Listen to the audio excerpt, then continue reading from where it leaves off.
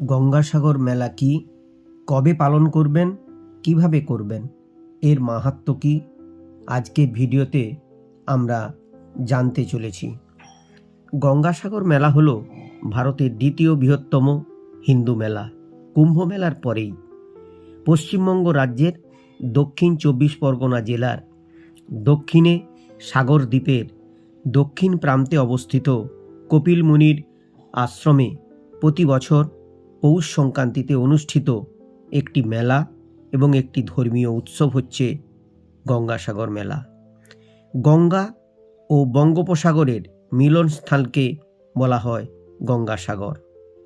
এটি একদিকে তীর্থভূমি, আবার অন্যদিকে মেলাভূমি। এই দুয়ের মেলবন্ধনে আবদ্ধ গঙ্গাসাগর মেলা। ভারতবর্ষ হল পবিত্র তীর্থভূমি, তীর্থবহুল দেশ। তীর্থভ্রমণ পুণ্যার্জনের অন্যতম উপায় হিসাবে ধর্মপিপাসু নরনারীর অন্তরে অন্তরে তীর্থে তীর্থে ঘুরে বেড়ানো শুধুমাত্র সাধু সন্তদের নয়, পুণ্যকামী নরনারীগণ পুণ্যলাভের জন্য নানান কষ্ট স্বীকার করেও তীর্থ পরিক্রমা করেন। সব তীর্থে বারবার স্নানদান করে যে পুণ্য লাভ হয়, কেবলমাত্র গঙ্গাসাগর সঙ্গমের জলে স্নান করলে সেই ফল লাভ করা যায়। তাই তীর্থপাগল মানুষ গঙ্গাসাগর সঙ্গমে স্নানদান করে কৃতার্থ হন। ধর্মপুরাণে আছে, গঙ্গায়াঞ্চ জলে মুখ্য বারাণস্যাং জলে স্থলে, জলে স্থলে অন্তরিক্ষে গঙ্গাসাগর সঙ্গমে। গঙ্গায় জলে, বারাণসীতে জলে বা স্থলে, গঙ্গাসাগরে জলে স্থলে কিংবা অন্তরিক্ষে মৃত্যু হলে জীবের মোক্ষ লাভ সম্ভব হয়। সেজন্যই গঙ্গাসাগরকে তীর্থ শ্রেষ্ঠ বলা হয়। গঙ্গাসাগর চিরকালের শ্রেষ্ঠ তীর্থ। স্বর্গ, মর্ত্য, পাতাল এই তিন নিয়ে ত্রিভুবন। স্বর্গে দেবতা, মর্তে মানব, আর পাতাল নাগ ও অসুর ঘনের বাসভূমি। জগতের সৃষ্টিকর্তা হলেন ব্রহ্মা। ব্রহ্মার পুত্র মরীচি, মরীচির পুত্র কাশ্যপ। আর এই বংশেরই ত্রয়োদশ পুরুষ ছিলেন অতি ধর্মপরায়ণ রাজা ভরত। তারই নাম অনুসারে এই দেশের নাম হয়েছিল ভারত বা ভারতবর্ষ। ভরতের পুত্র অসিত, আর এই অসিতের ছেলের নাম ছিল সগর। সগর রাজার 60,000 পুত্র বিশিষ্ট মুনি কপিল মুনির অভিশাপে অভিশপ্ত হন। অভিশপ্ত পূর্বপুরুষদের অভিশাপ থেকে মুক্ত করার জন্য অত্যন্ত তেজস্বী, ভক্তিপরায়ণ, ধর্মপরায়ণ রাজা ভগীরথ প্রথমে ব্রহ্মা, পরে বিষ্ণু, শেষে মহাদেবের গভীর তপস্যায় নিমগ্ন হয়েছিলেন এবং সব শেষে ভক্ত ভগীরথ জহ্নুমুনির শরণাপন্ন হওয়ায় মুনি সন্তুষ্ট হন। নিজের জানু ছিদ্র করে বার করে দিয়েছিলেন গঙ্গাধারাকে। গঙ্গা হলেন জহ্নুকন্যা জাহ্নবী। আর সেই দিনই গঙ্গার বারিধারায় সগর রাজার 60,000 সন্তান মুক্ত হয়ে স্বর্গগামী হলেন। লীলায়িত ছন্দে ঝাঁপিয়ে পড়ল বারিধারা সাগর বুকে।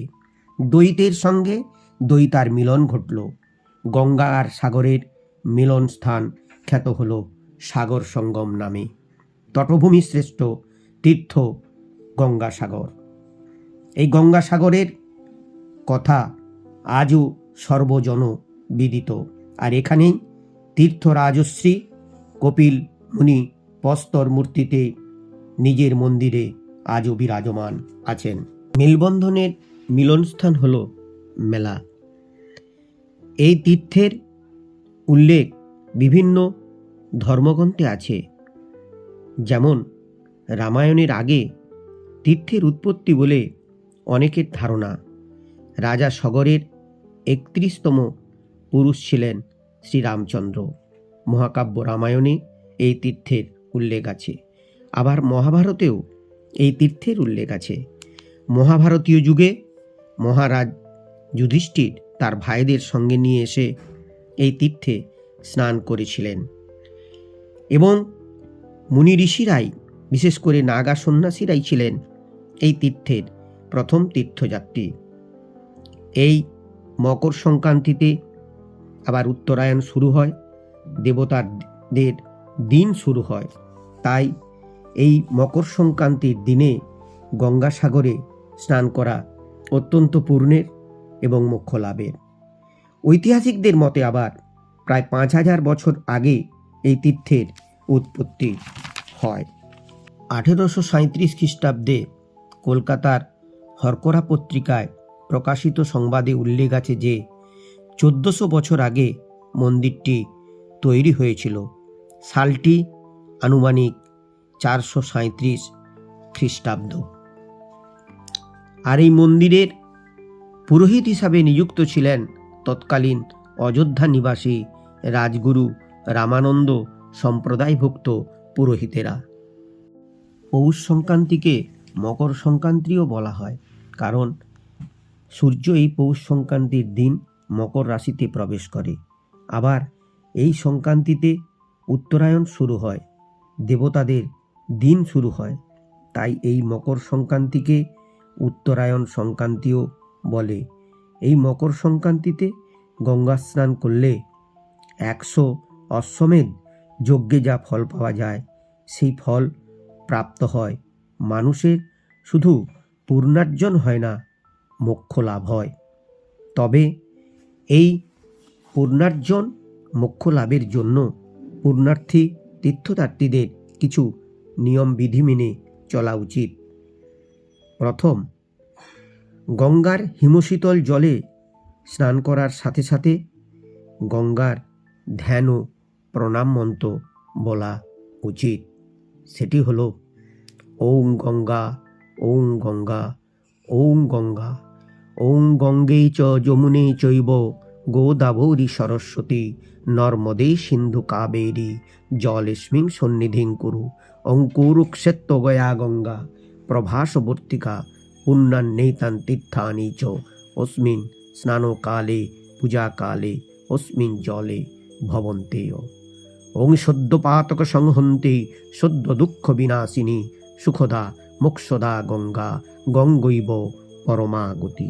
স্নানের পর তিল, জব, দুর্বা, তামা ও তুলসীপত্র সহযোগে পূর্বপুরুষদের আত্মার সদ্গতি কামনা করতে হবে গঙ্গার জল স্পর্শ করে। তৃতীয়ত, এই পুণ্যা সলিলা জলে দাঁড়িয়ে সূর্যকে অর্ঘ্য দিতে হবে এবং তাকে প্রণাম করতে হবে। ওং এহি সূর্য সহস্রাংশে তেজরাশি সমৎপতে অনুকম্পায় মাং ভক্তাং গৃহানার্ঘং দিবাকরম ওং জবা কুসুম সংকাশং কাশ্যপেয়ং মহাদ্রুতিম ধান্ত্বারিং সর্বপাপগ্নং প্রণতস্মি দিবাকরম। এইভাবে গঙ্গা স্নান, গঙ্গা পূজা, সূর্য পূজার মধ্য দিয়ে গঙ্গা স্নান, মকর সংক্রান্তির স্নান পূর্ণ হবে, পুণ্যার্থীদের পুণ্যার্জন হবে এবং তাদের মোক্ষ লাভের রাস্তা পরিষ্কার হবে। তবে অবশ্য যে সমস্ত পুণ্যার্থীরা গঙ্গাসাগরে যেতে পারছেন না, তাদের পুণ্যলাভও সম্ভব যদি নিকটস্থ শিব মন্দির সংলগ্ন পুষ্করিণীতে সঠিক নিয়ম এবং সময় মেনে স্নান দান করেন। তাদেরও পূর্ণ সম্ভব। যাদের নিকটে শিব মন্দির আছেন তারা এটাই করবেন। গঙ্গাসাগর সম্পর্কে একটি বিশেষ প্রবাদ আছে।